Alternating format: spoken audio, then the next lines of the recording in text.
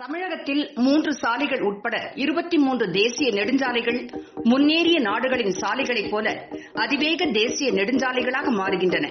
அதிவேக நெடுஞ்சாலைகள் மற்றும் பொருளாதார வழித்தட முனையங்கள் உட்பட 23 புதிய தேசிய நெடுஞ்சாலைகளை 2025ஆம் ஆண்டு மார்ச் மாதத்திற்குள் நிறைவேற்ற வேண்டும் என இந்திய தேசிய நெடுஞ்சாலை ஆணையம் காலக்கெடு நிர்ணயித்துள்ளது.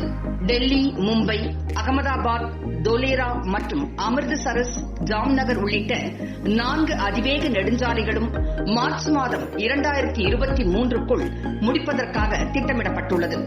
மார்ச் 2024க்குள் மேலும் 9 நெடுஞ்சாலைகள் தயாராகிவிடும் என கூறப்பட்டுள்ளது.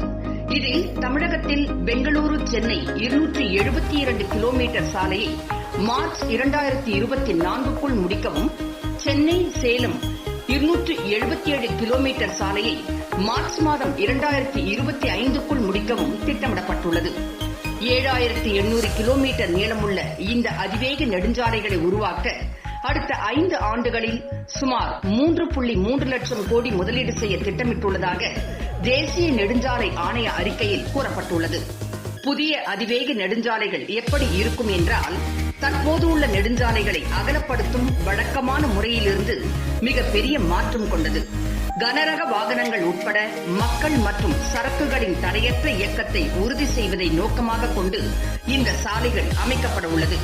தற்போது இந்தியாவில் சரக்கு வாகனங்கள் ஒரு நாளைக்கு சுமார் 400 கிலோமீட்டர் தூரம் செல்கின்றன.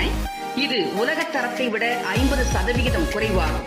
இந்த புதிய சாலைகள் செலவு மற்றும் நேரத்தை 50% வரை குறைக்க வாய்ப்பு உள்ளது என கூறப்பட்டுள்ளது.